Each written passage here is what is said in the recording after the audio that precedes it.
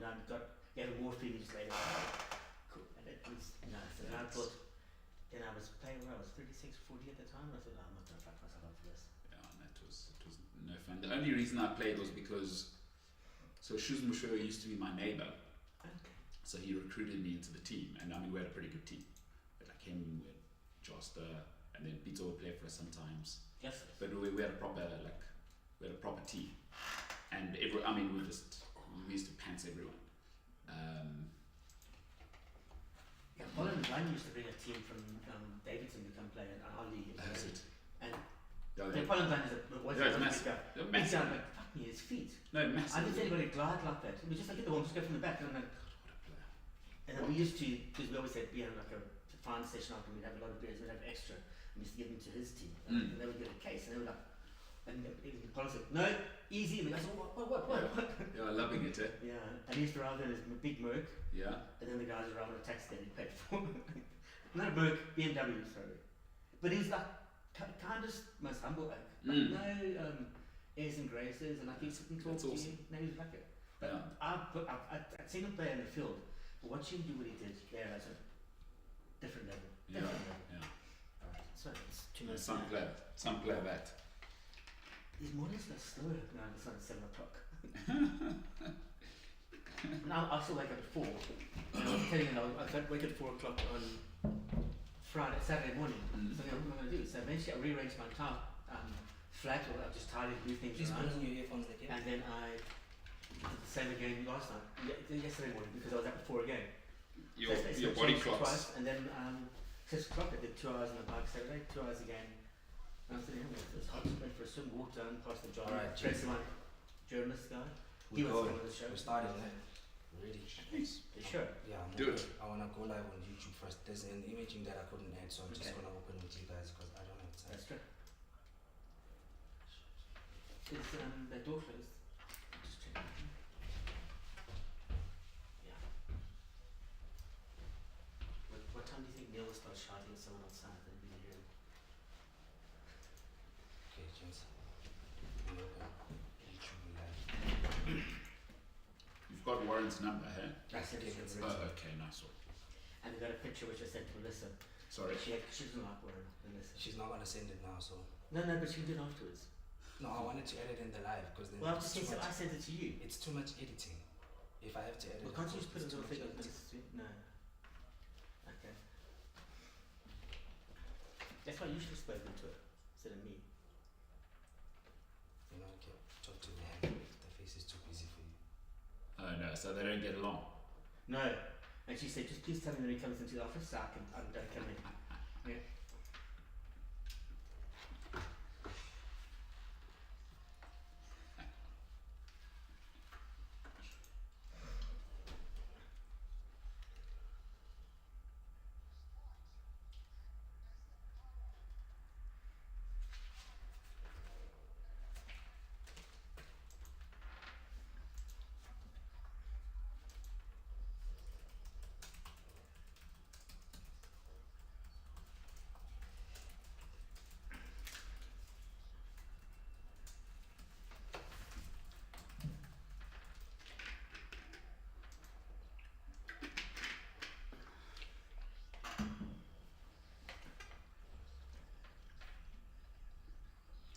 Welcome to it, sports fans. The Sundowns down by MKT on the weekend. Absolute shock in the Carling Knockout Cup to the Max.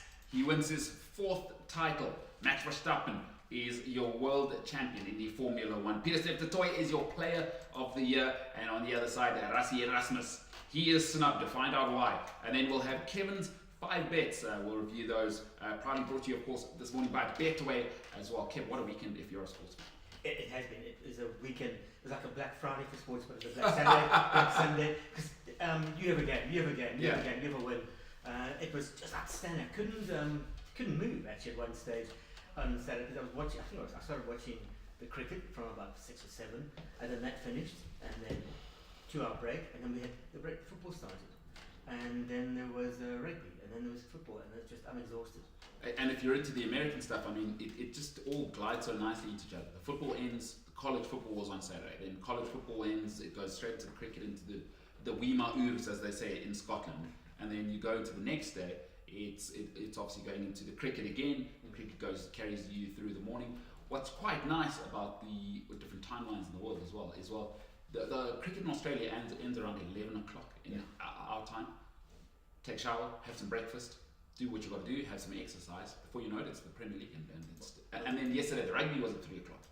Well, that's it. I mean, I had to go out and ride a bike for at least 2 hours on Saturday morning and 2 hours on Sunday morning just to get my head clear so I could get ready and psych myself up for the mighty Liverpool. The mighty Liverpool, indeed. What a game! What a game that was. But let's start off with the rugby. So a review of that. The Box beat Wales 45-12. 3 out of 3 on tour. 11 out of 13 tests won in 2024. Skipper Siya Kolisi spoke about why this team is so special.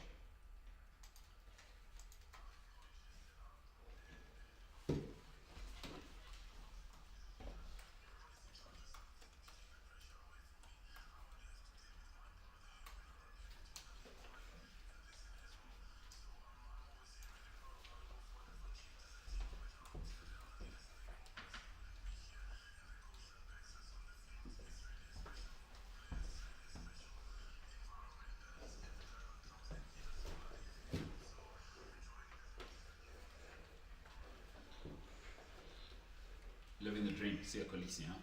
I mean, there are coaches who have to win to buy time. We buy time by just winning. It's just non-stop at the moment.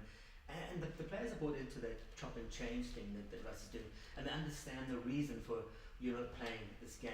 You're not playing the farm. You're not going to be playing against Wales. Now, Oxenjay, I mean, you're going to touch your knee, but you play a lot of rugby. Let's rest you. And there's a realization, understanding of their needs and their roles. And for looking ahead, it's not just today. Everything's not today. It's not the win. We're not playing Japan like England do. They try and stop a run of 5 losses in a row. Wales played okay against South Africa, but the Box will play. I think the Box this entire tour played well within themselves. My cousin, who is about as ardent a rugby fan in the world as there is, said Wales are so bad they even have the least athletic black person in the world. That lock is just like an embarrassment. Again, I'm quoting here. He said, "Embarrassment to black athletes. Like even their black guys not athletic. That's how bad Wales are. I mean, they are so bad. They are so dreary and bad. I mean, oh my God, how do you get that bad? What I don't understand is, I think they might be worse than Italy. They have to look at the World Rugby Union. Have to look at themselves with their president and their chairman. In the program notes ahead of the Springbok game, he basically started apologizing for them being so crap. It's in the notes. That's what he said. It's in we can't blame the players. We've got this. So, well, who we blame? It should blame you. And they aren't taking responsibility. They aren't taking acceptance of what they've beget themselves. Absolutely horrendous. And then last night, the players had to get themselves to Monaco within one day. I mean, Europe's the size of a coin anyway.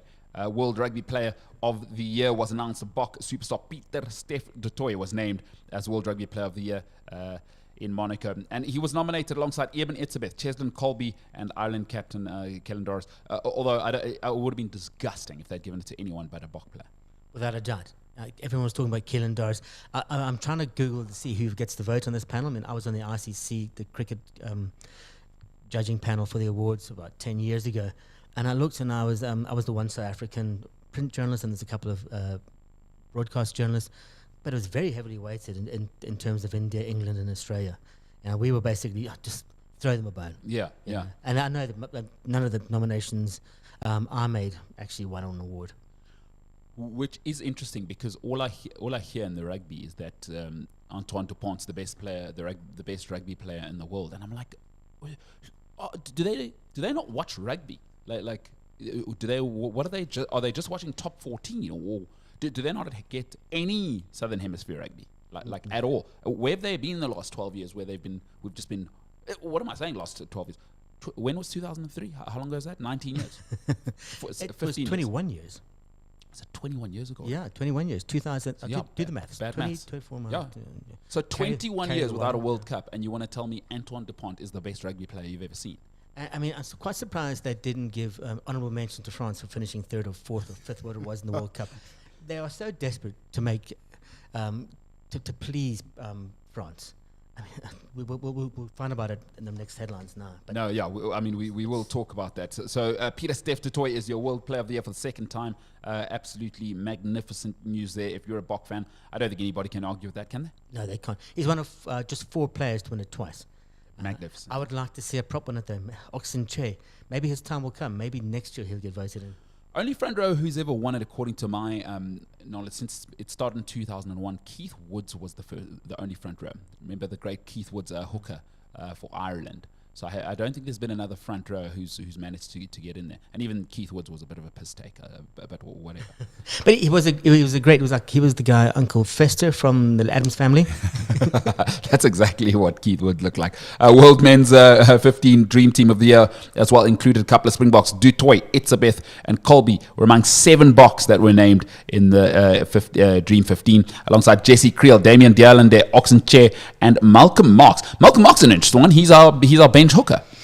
But he is probably the best hooker in the world at the moment. He has to be. Bongi Monambi is a great hooker, but He's had a poor year. does that mean because it's a difference? There's a dichotomy in South African rugby in the Springboks where the best player doesn't always start. So the best player could be your number 2 in the bench. Bongi Monambi may not be a better player than Marx because he's got the number 2 in his jersey and Marx with number 16. Number 15 isn't different from 23. So the Springboks don't make those differentiations. That's very easy for me to say. Yeah. They don't make that difference, okay? But they don't make those distinctions, rather. They say, well, one is as good as 15 or 7 or 12 on the bench. It's all the same to them. It's a great point you're making. Yeah. I think Rassie, where he's been successful, is pick the best team, not the best players. Yeah. It's to your exact point. Like Bongi Monambi works for the first 60. Yeah. He may not be the best in the world. I guess it's the John Smith, Bismarck Duplessis thing. Mm-hmm. I think a lot of people thought Bismarck as an individual is a better player, but John Smith overall makes the team better. And I would argue, Rassie, seeing what you're saying, you're saying pick the best team. It's like a braai. You start off with the chicken wings, Yeah. maybe the boerewors, and then you bring on the T-bone steak. Gotcha. I got you. Saved the best for last. I absolutely love that. There's also something called World Rugby Coach of the Year. Not sure why that hangs out. Somebody called Jérôme Daré has won. He's from France. He won gold at the Olympics, which is the thing, by the way. They play sevens rugby there, in case you wanted to know. He, according to World Rugby, is the Coach of the Year in a year where Rassie Erasmus has won the World Cup, maybe you've heard of that, and he has also won the Rugby Championship, maybe you've heard of that, and then he has won the 3 out of 3 on the Northern Hemisphere Tour. So apparently Nick Mallett. Now this is an award that doesn't get nominations. Nominations aren't read out.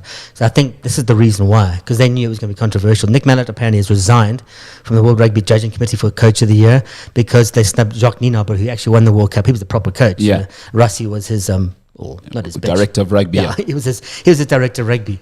But then Rassie's done this entire thing this year. 11 out of 13. The win percentage is somewhere close to 82, 84%.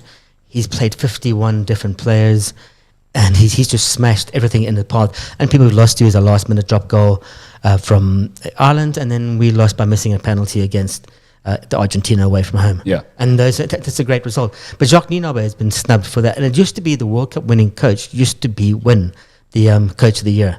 And it happened in 2007 when we won, the Springboks won Team of the Year, and Brian Habana was Player of the Year, and Jake White was Coach of the Year. But it's just, everything's just changed now. It just seems to be it's a bit of a mess. But this is insane. Who is this guy? Sevens coach. I mean, he won them the Olympics with Anton Dupont. Now it's the best thing ever, and who cares? What are we talking about? I know. Sevens rugby is completely irrelevant. Yeah. It's completely irrelevant in the bigger scheme of things. Like, there is sevens rugby is what? Probably 4th, 5th tier in terms of like the men's 15 game. Springboks, All Blacks. You know what I mean? Six Nations, I would say, would be next. After the World Cup, Rugby Championship, Six Nation. Then we get into the top 14, English Premiership, URC. Like, before you get to this, bloody, the Glasgow coach should have got it. Yeah, and then Frank, and also the Pirates under 14Bs obviously higher than this level. I mean, what an absolute piss take that is. Someone called Jérôme Daré, I don't know, he's French. It's ridiculous. It's an absolute piss take by World Rugby. Absolutely revolting. That one's revolting. This is why these things are a joke. Yeah. These awards are an absolute joke. Let's move over to something that was decided on the field. Sione Tiupelotu, really nice moment for him yesterday. He scored a try against the land of his birth, 27-13. The Scots beat Australia at Murrayfield yesterday. That ended the Wallabies' dream of a Grand Slam. Nice moment where his grandmother surprised him. She'd flown all the way from Australia. She'd never watched him play. And she was in the crowd. I'm not sure if you saw that. She was sitting with her daughter, and they cut to her when Tuipulotu scored that try. Australia had Harry Potter, and I don't mean the Harry Potter from your favorite films. Even his magic couldn't save them in terms of trying to get that Grand Slam. He was born and raised in England. He scored a try on debut, as the Australians say, for Australia. Scotland's other tries came from Duhan Wandermover, as they call him, Josh Bayliss and Finn Russell. 27-13 there. Australia are bad. So let me just look at one thing here. Tuipulotu scored a try, Duhan Wandermover scored a try, Josh Bayliss, Finn Russell and Harry Potter. The only Scottish person to score a try in Scotland and Australia was Finn Russell. Incredible. The rest are born England, South Africa, Australia. Where's Josh Bayliss from? England. Born in England. That's amazing. So, yeah, but he qualifies through a mother or something, but born in England. Yeah. You know, he speaks in an English accent. Yeah. That changing room, I mean, everyone's looking around and said, where is Billy Connolly's accent here? Well, this is why I say Wales. What are you guys doing? Yeah. If everyone else is buying players, the Wales is a country, and I know you've sort of chronicled how badly their rugby union's doing. But Wales as a country are an extremely wealthy country. Surely there's a billionaire somewhere they can go and actually just talk to and just go, please, we need £50 million a year. We need to pay for 6 guys from Tonga. Well, exactly that. I see Scott Robertson has asked for New Zealand Rugby to loosen their laws on foreign-based players. I mean, he's now desperate for players to come back from Japan, like Richie Mo'unga. Oh, one other thing. Damien McKenzie made the World 15 of the Year. What? Apparently, they said he's the most consistent player in Super 15 rugby, or whatever it's called, the Super Rugby these days. And I'm going, not high, in the name of all that's holy. Wait, what position has he made? 10. He played at 10. You've got... I'm not joking. Damien McKenzie is the world's best 10, according to whoever judged these awards. That's... I know. But I can't take them seriously. Like I do not watch the FIFA Olympics or the FIFA awards. I don't know. I don't know watch the Olympic awards. I hate nothing more than opening ceremonies. I cannot stand these awards because it's some dickheads who just don't. There's always and you got to politic for these things, I guess. What is Damien McKenzie? Yeah, I have nothing more to say, actually. What a bloody joke. All right, we'll talk some football and lots more in a little bit. We got Kev's bets, which we're going to review today as well. Remember, unlike Jerome Day and the World Rugby Muppets, winning begins with what you eat. Boost your energy with AGT Foods' range of nutritious grains and legumes. Play better, live healthier. Brought to you by AGT Foods Africa. Good food, good health, good life. Our question of the day is related to those awards. From 2001 until 2023, 3 Springboks had won the World Rugby Player of the Year award.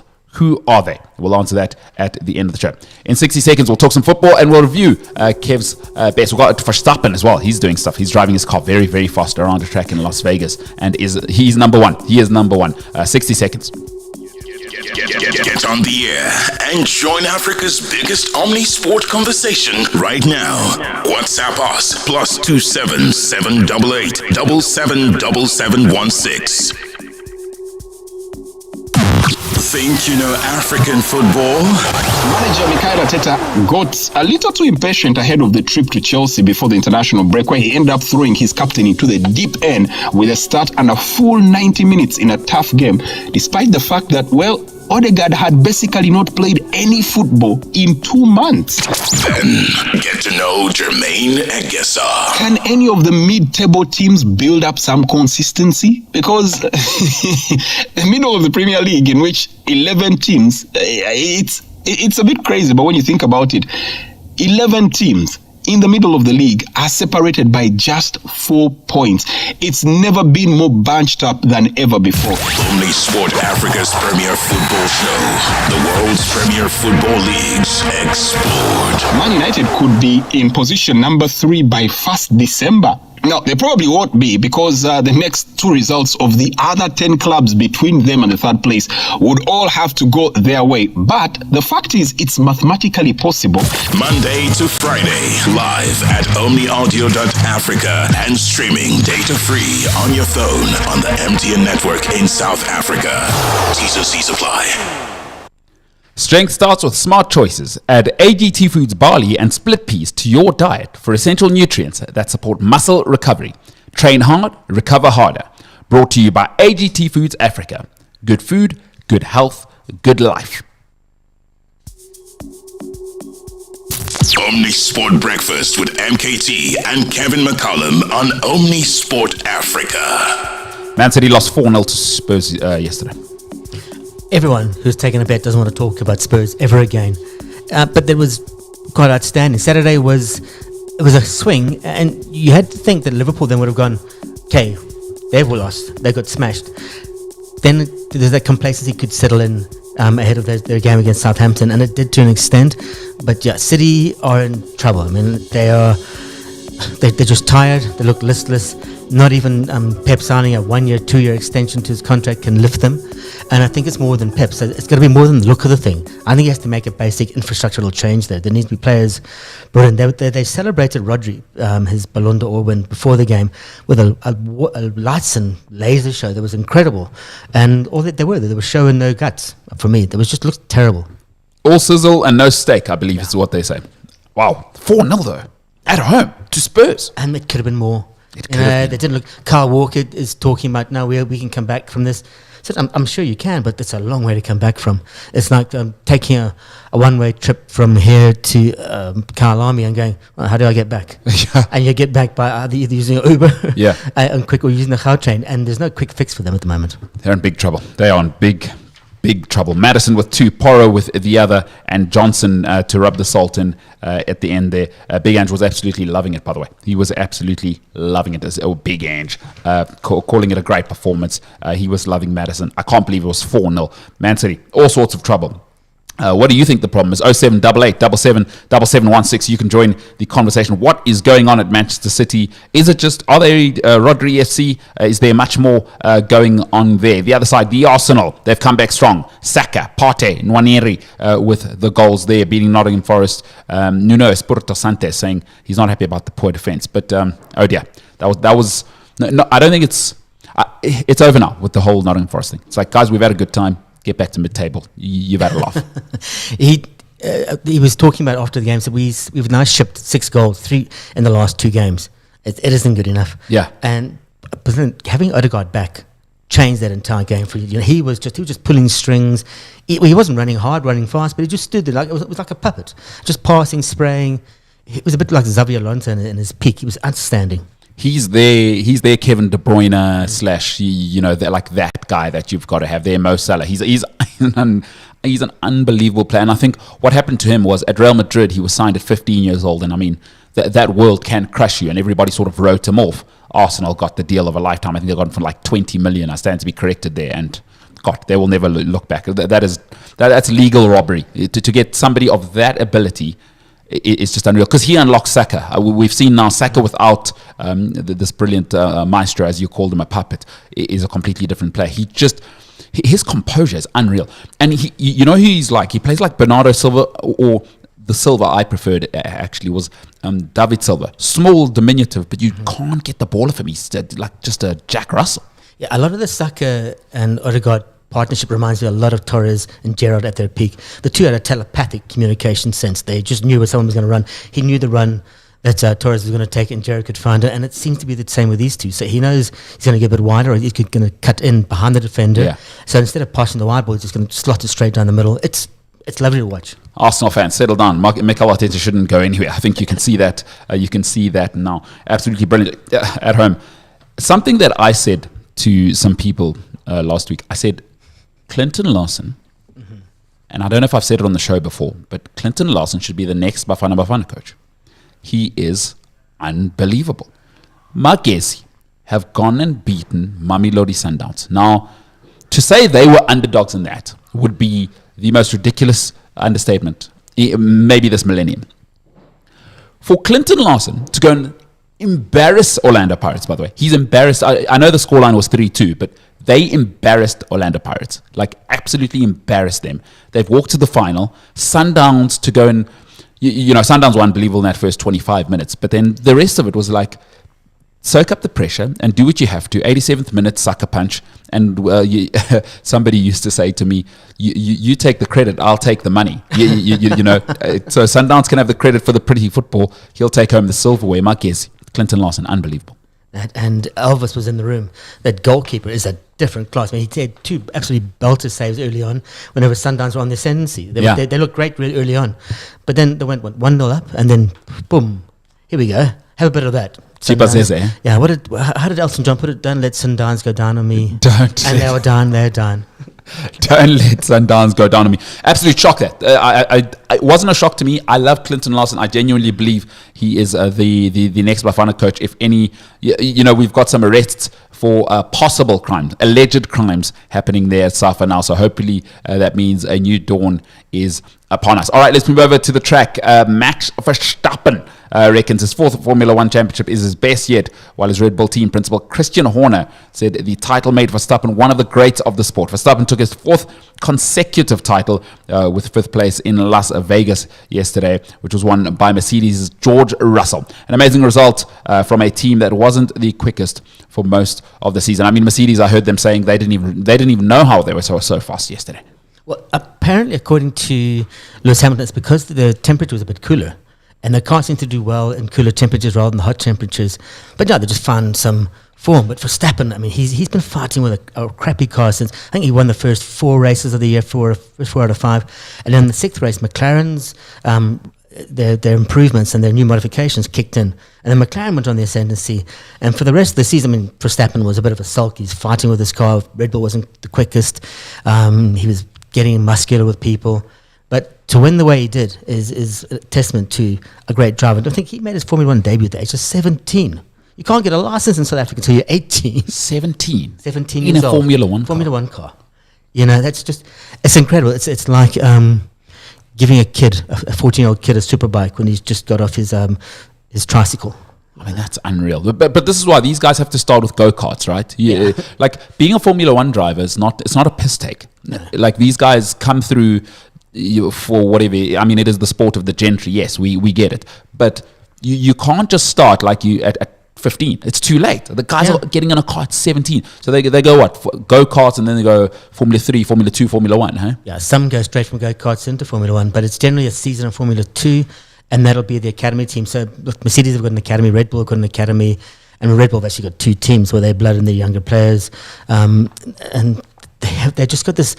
They spot players like George Russell was a Mercedes-Benz Academy driver. There's a couple more down there who could take over tomorrow in Mercedes, and McLaren also got the same thing. So you've got a bunch of drivers coming through, and a lot of young British and English drivers coming through. George Russell strikes me as the dream guy they would love to have as a pin-up, because Lewis got a little bit political. He went a bit left-leaning, and he's Mr. Fashion. They don't really like that. And he's black. Yes. And he's the melanin thing's not going to help in that world. It definitely doesn't. But I'll leave that to other people. George Russell is perfect. He's lily white, and he's got the accent. Like Traffic. Oh, he doesn't. He's not even Yobbo. Traffic is North London Yobbo. He's like gentry. Terrific. Yeah. So he's like the South African version of Hong Hong. He is the gentry. Like, that's who you want next to Prince Harry or whoever the F1 people dream. Like in Monaco, you want his accent with Sir Jim. You know, like that's who they dream about being the face of it. And George Russell, if he just behaves 80% well, he is going to make so much money in the next 10 years. He's going to make he doesn't even need to be good. He doesn't even need to be good. He is what they envisioned when they want a Formula One driver. Because Verstappen's also just a bloody yobber as well. He's this Dutch guy who's unpredictable. So they can't work with that. Russell is like cut out. And good for him. And this is great. I think Formula One fans do not want to see a 5th title in a row, because we saw that with Schumacher and we saw what that did to the numbers. The FIA, certainly the Americans will not like that. Americans like parity. So magnificent for Verstappen. Love him or hate him. My landlord, so I live in a cottage on a property, and my landlord absolutely, he said to me, there is no more dislikable person than Max Verstappen. His words. He's like the least likable oak ever. Yeah, the thing about sports fans is they make decisions on what they think personalities are. Like, no one liked Andy Murray because he was dour, but yet he was a magnificent human being. You know, he stood up for what was right, and because he didn't smile, because, I mean, let's say George Russell's not the most personable in terms of like, it's not a big personality, but he's like a sober James Hunt almost. You know? Love that. Speaking of Hunt, let's move over to punt. Risba Punt made history. Hey, that's big Segue for the gods. I'm telling you, Risba Punt made history by becoming the most expensive player in the IPL's league history, selling for a record $3.2 million on day one of the auction. The Punjab Kings bought Sheraz Iyer for 3.17 million, which was a new record before the Lucknow Supergiants splashed out on punt. Kagiso Rabada will join the Gujarat Titans for 20 million rand. $3.2 million is so much money for 6 weeks' work. It is a lot. It's not. It is worth it, but it's their payout for the years. I see that some of the English players and now the Ashes coming up, and they've been trying. The ECB are trying to manage them, and they're going. Geoffrey Archer is going. No, I want to play IPL. Understand? And they take him on. He said, I want to play IPL. Now you think 20 million for Kagiso Rabada, and he's going to add that to his pile and his retirement package. That is probably his retirement package. Yeah, it's big. It's big loot. 3.2 million. That's for 6 weeks of work for people who don't know. There's some of them. So if you have a problem with your country and you can't get out of some release clauses, you get paid per the time that you were there. Pro rata, huh? Yeah. Wow. So Good for Risba Punt. Well, yeah, good for him. You know, I mean, I just can't get over the name Punt.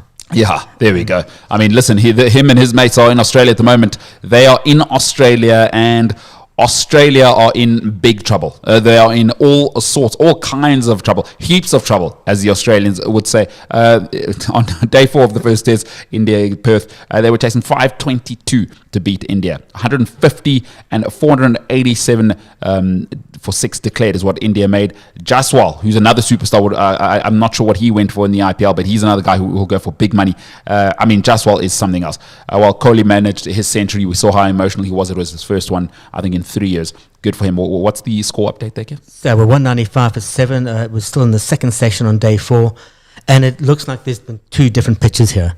You know, the first 2 days it was absolute nightmare. Late day 2, day 3. As somebody said, it looks like the Christmas elves arrived early and changed the pitch for India, because Australia just couldn't get anything to work for them. They were just, Nathan Lyon was bowling too full, too short, getting clubbed. But then Virat Kohli, he tried in the first innings, he tried to go very aggressive, and it cost him. And he's gone aggressive, passive-aggressive almost, if that's a phrase you can use with a cricket player. But he played passive-aggressive cricket. He was going hard and soft. And it was wonderful to watch. Actually, I'm glad he's back. Virat Kohli, I want another 2-3 years watching him play, watching him bat. He's an outstanding player. I mean, Australia, we're just going to go. They need 337 runs to win. They've got 3 wickets left. Alex Carey and Mitchell Stark at the crease on 9 and 5 respectively. But I can't see it happening. I think it'll be over by the end of this broadcast. Yeah, it should be over today. India will make it. I mean, it's not history. They won the last series there. So yeah, it's that. Let's see if they can win the next game. So the one thing you've always got to consider in Australia is the media. So India, I think no, but the media will turn up the screws now, especially if Australia go 1-0 down. There's no one better for Australian teams than Australian media, because they get their teeth out as soon as anyone. And now India get kind of loud now, especially under Kohli. They become almost Australian in their behavior. So it'll be fun because the Australian media gets their teeth out. You know that, Kev. I'm sure you've been there many, many times. So that's going to be fun. And this is good for cricket, by the way. I'm so sick of meaningless cricket. Love to hear it. All right, we're going to review Kev's 5 bets, which are brought to you proudly by Betway. In a little bit, we'll have Warren Badil, who will join us as a caller. He's a big Spurs fan and a punter, man who loves the game and he loves to give himself a reason to watch the game. Kev's going to give us his 5 bets, tell us where he won, where he lost, and I mean, it's not his fault sometimes when Man City are what they are. Kev's 5 bets are brought to you by Betway. 60 seconds. Get on the air and join Africa's biggest Omni sport conversation right now. WhatsApp us +27 788 777716. You've seen the TV show. Now, get the Diski TV radio show on your phone. Data free on the MTN network in South Africa. T's and C's apply and online at omniaudio.africa. At some point, all of those players die. Like, they literally just die. The whole team, like, it's a thing. I don't know, they were supposed to make it go viral, and it went viral, where they dribble, and then they just, all of them go down as if they're dead. And then the opposition team takes the ball, and then they go and score. But it's meaningless because we are leading anyways, and we are better than you. So that's to clown the opponent, and you are drinking your career away if you do that. When Mbulelo Thinta, Benedict Vilikasi, and Lindo Pep huddle. Mbulelo, it's not showboating, like I said, it's not just standing on top of the ball. I think we need to start interpreting that differently and stop calling it showboating. We need to find a word. Anything will happen. Just trying to bring him up. I'm just saying, to the point that you make, there is no PSL player who does it. Doesn't that fit the definition of showboating when Maswanganyi does it and stands on top of the ball? The Diski TV radio show. Live every weekday on Omni Sport Africa, on your phone, and all over the continent at omniaudio.africa. Strength starts with smart choices. Add AGT Foods barley and split peas to your diet for essential nutrients that support muscle recovery. Train hard, recover harder. Brought to you by AGT Foods Africa. Good food, good health, good life. Omni Sport Breakfast with MKT and Kevin McCallum on Omni Sport Africa. Kevin's 5 bets in review, brought to you by Betway. Kev's luck has changed, and not for the better. Last week we had 4 out of 5. Now we got 3 out of 5. 3 out of 5. Uno, dos, tres out of 5. What's going on, Kev? Luck of the Irish running out. I'm just going to keep saying Spurs destroyed everyone this weekend. Yeah. And it was almost like I was okay to lose the $50 because of that, but I wasn't. Take my money, keep it. But yeah, that was Spurs. I think knocked everyone out. If everyone had it all to come, you were going City. City were far and above the favourites to win. But I'm going to start at the top. So Manchester City, they've gone from being a betting banker to a betting tanker. And why are they called a tanker? They're called a tanker because they're slow, old, and full of oil money. Okay, I see. That one works. I know. That one actually works. I was going to use another word, but I'm not allowed to. No. Well, no. You're a fully grown man. I'm not, because there's that word that rounds a banker that yes means banker. Yes. Basically. But so I started off, so the numbers that I've given for odds for each team. So if you put R1 down on France, you would get a return of, let's say, 1.28. France 1.28 to beat Argentina, who were 5-1 to win, and then they won.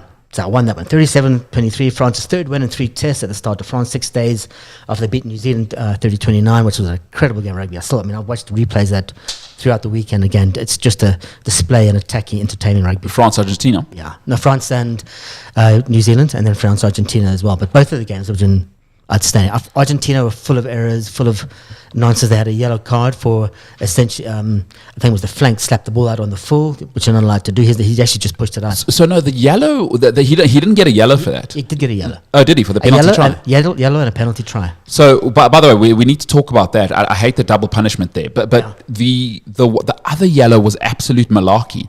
The croc roll, where the guy landed on the guy's calf, I was like, what are we doing here? What is going on in rugby?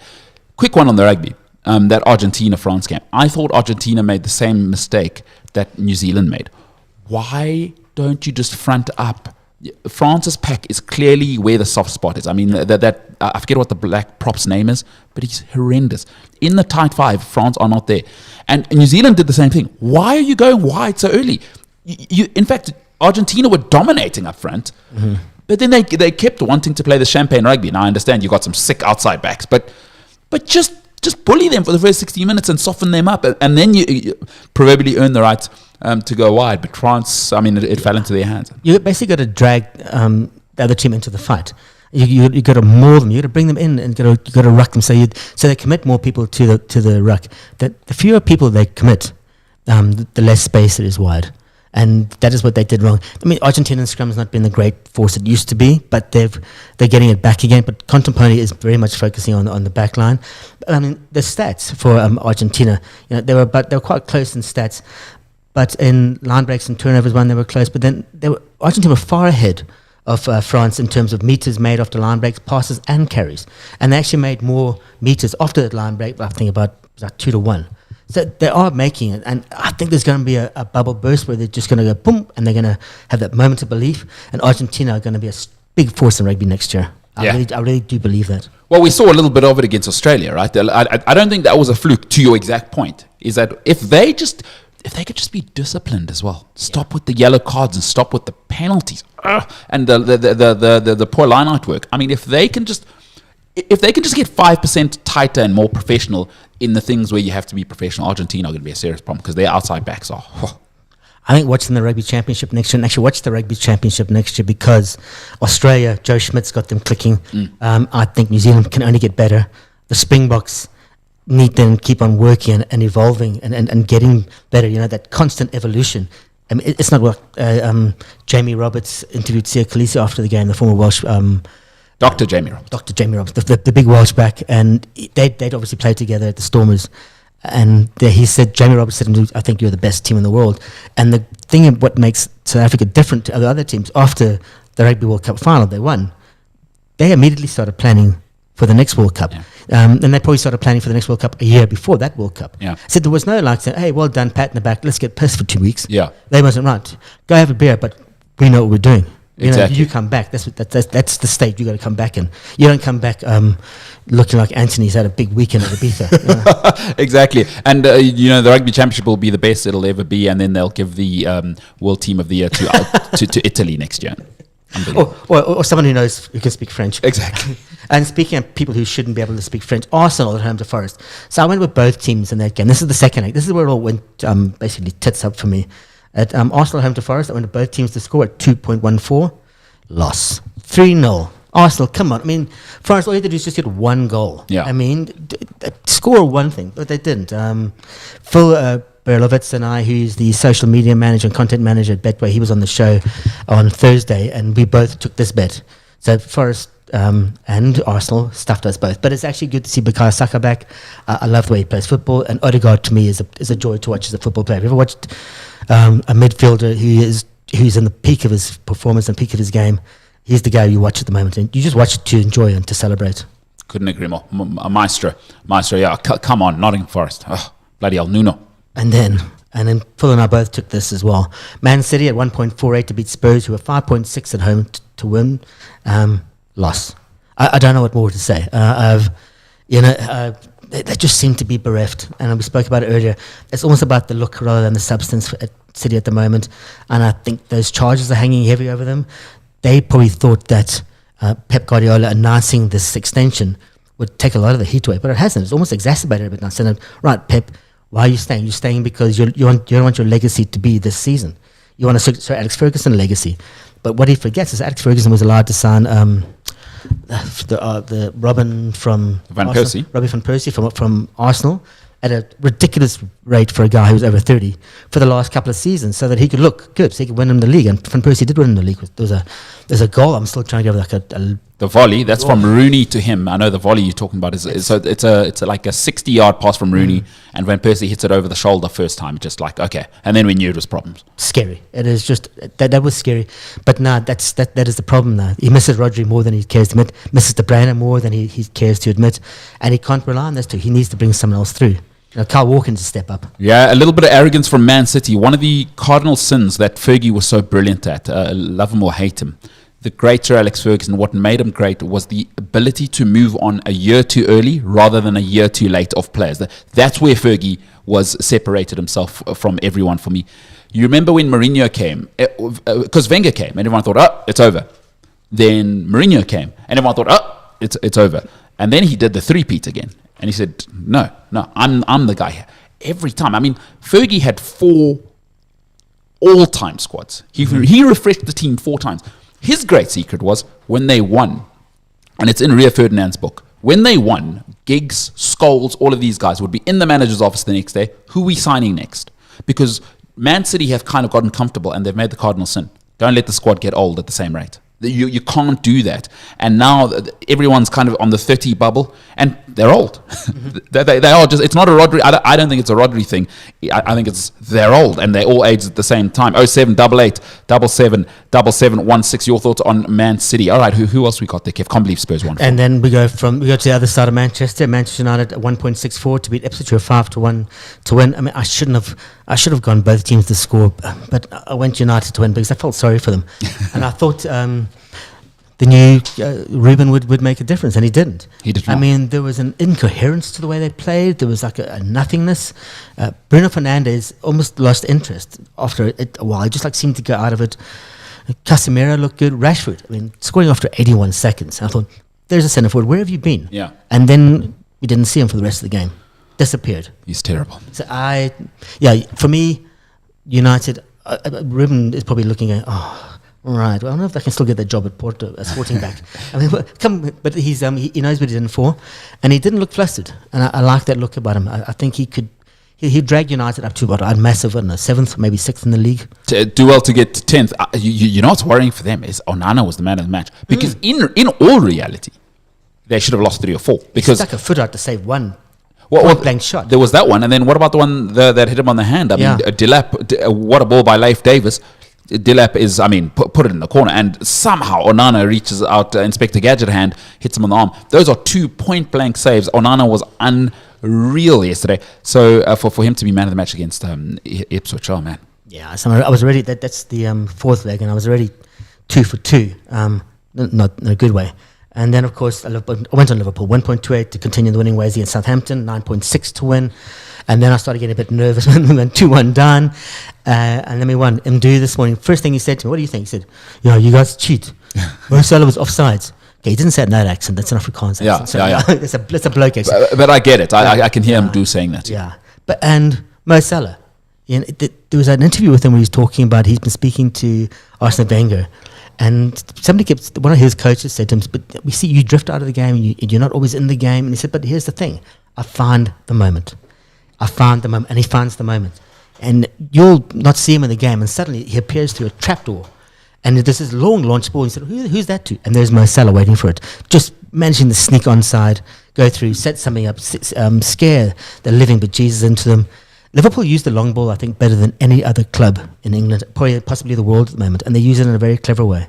Where the hell is McCarthy going, their goalkeeper? Where are you going? Yeah. And he didn't do it just once. He did it about 3 or 4 times, but he just passed out from the back. So the manager, Wilson, I think his name is, he's been casting and said, guys, why are we still trying to play it out from the back when we're not actually playing it out the back from the back team? We haven't got the skills, we haven't got the calmness, we haven't got the composure. Russell Martin's the guy's name. That's it, Russell Martin. Anyway, so that cost me, and I'm just going to run through Phil's bets quickly. So he had Everton to beat Brentford, a loss, because he thought both teams were going to score. It was Brentford's first away point of the season, and they had to play with 10 men for 53 minutes. So that speaks a lot for how bad a place Everton are in. He went Arsenal Forest, same as me, both teams to score. He went Bournemouth Brighton, both teams to win, both teams to score, and he won that one. I thought Fabian Hurzel is now up in 5th. Brighton are 5th place. We've been talking about how great this guy is. They're doing it. Yeah. He's 31 years old, that guy. So we both went. He went 4 from 5. I went 3 from 5. Yeah, so it wasn't a good weekend for us. So next week, this Thursday, Phil and I and a couple of others will be in the studio to talk about bets for the weekend. Align your betting chakras this Thursday. Join Kevin's bets, proudly brought to you by Betway. That is a review of those. We got a man who is besotted with Tottenham, and he's a man who knows a thing or two about putting a punt down. Warren Baddill, 60 seconds. Get on the air and join Africa's biggest Omni sport conversation right now. WhatsApp us +27 788 777716. When Brad Jake speaks. Brad Jake had actually been inducted into the Hall of Fame before, but this was during the apartheid era, and he said that induction meant nothing to him. Africa listens. The Black Prince also shared, a little tale about how he and his peers lived Nelson Mandela's statement that sport unites people, even before Mandela could say that after his release. Inside SA Soccer, weekdays at 8 a.m. on Omni Sport Africa.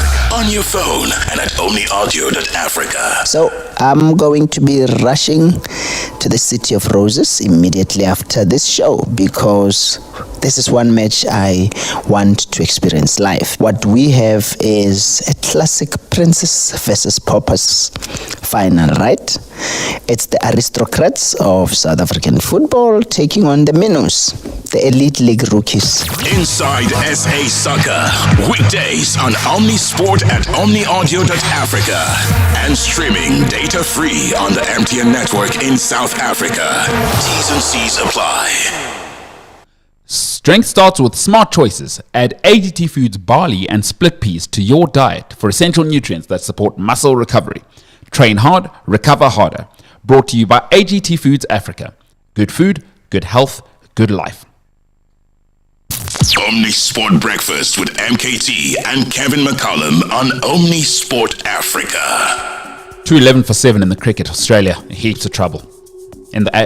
So, by the way, I thought it was the Wacker. They've got this other ridiculous name for this one. It's some sponsored stadium. It's Optus Stadium. It's out on the it's the Yarra. It's not the Yarra River's in Melbourne.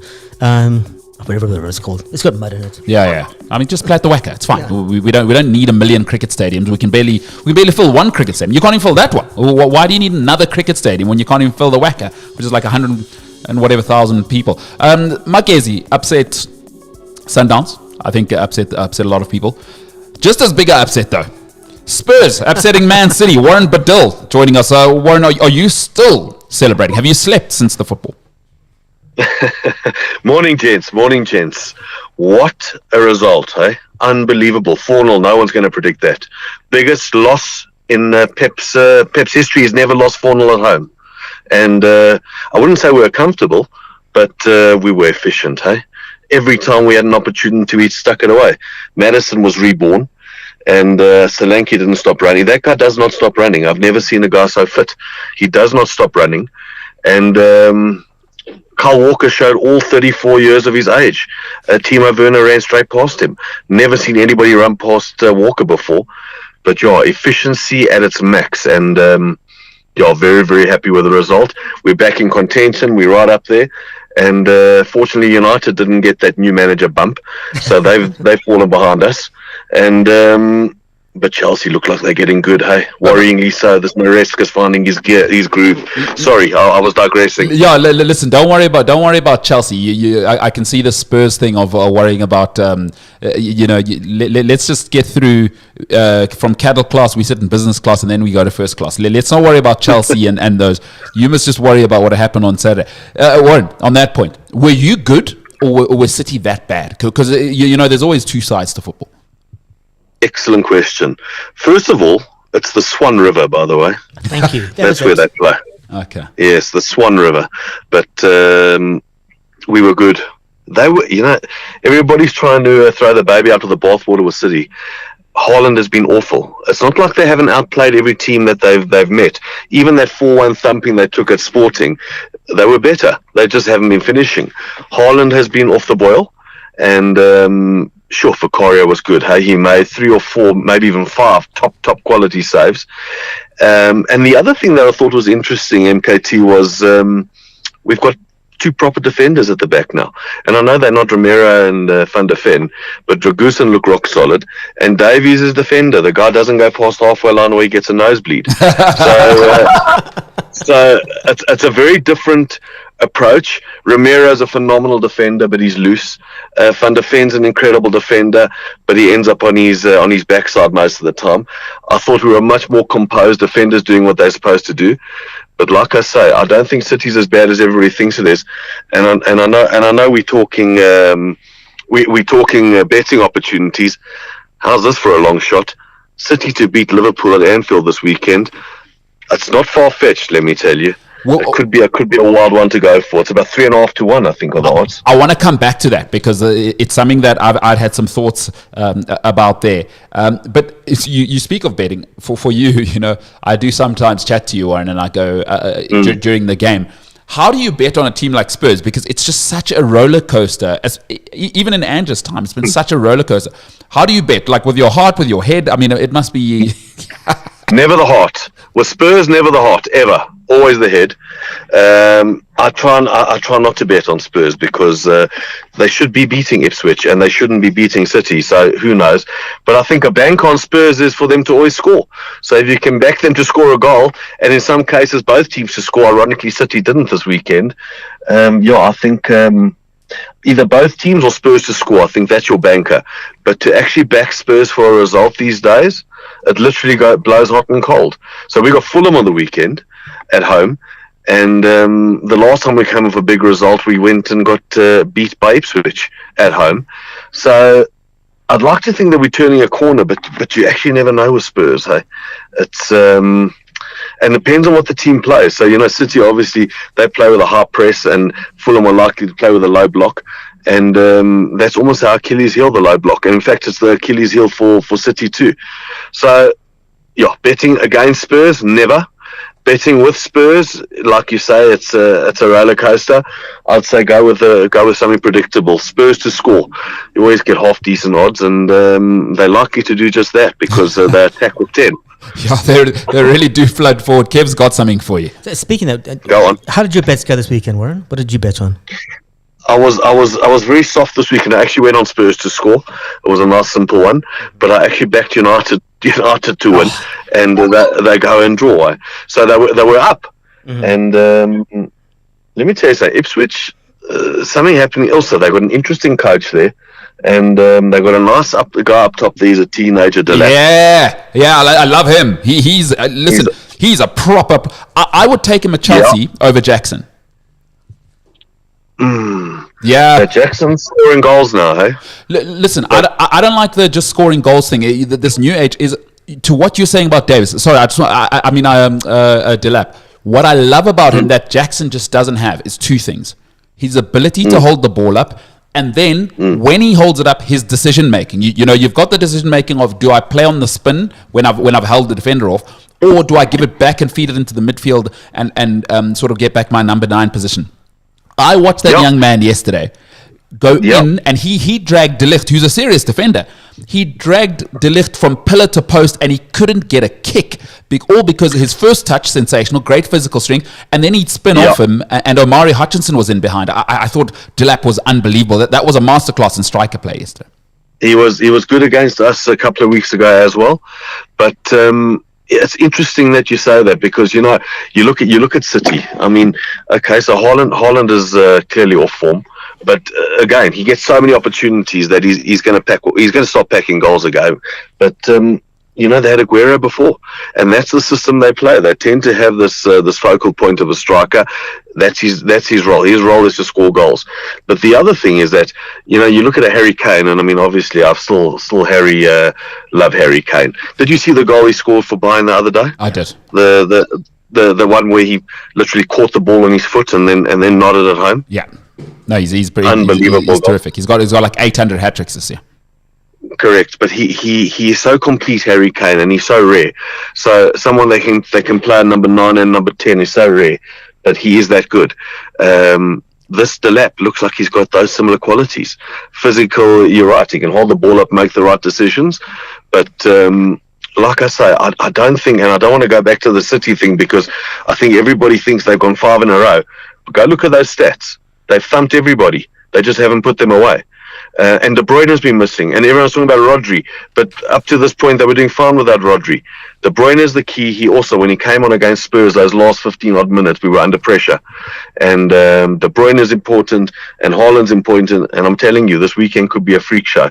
Liverpool, they didn't look so flash against Southampton yesterday, and it did take a Salah brace to finish him off. I don't know what that guy was doing at the end of the handball. Shocking defending. But it gave Liverpool the 3 points, and I'm telling you, they're a superb side, slot machine as they call it. But City going there, listen, they keep drawing, but it could be a wild one. City to break this terrible run with a win at Anfield. You never know in the Premier League these days. Anything can happen. Anything can happen, indeed. It's the kind of drama we're after. If you're just joining us, we are speaking to Warren Badil, massive Spurs fan, and one who likes who doesn't mind a punt here and there. 0788 777716. Your thoughts, number one, on Warren's Spurs. He thinks they're back in the mix, and then also in terms of the young man who played for Ipswich up front. McKenna's doing a great job, but I thought Delap was fantastic. Would love to hear your thoughts. You can send your WhatsApp and voice notes to 0788 777716. Kev, what you got? So Arsenal put 3 past Forest. Forest have shipped 6 in the last 2 games. Now, Arsenal back, I mean, are they in the title race, or is it like a Champions League place and maybe the Carabao Cup as much as they're going to get? What an interesting league we got at the moment. I mean, who would have had Liverpool 8 points clear? Yeah.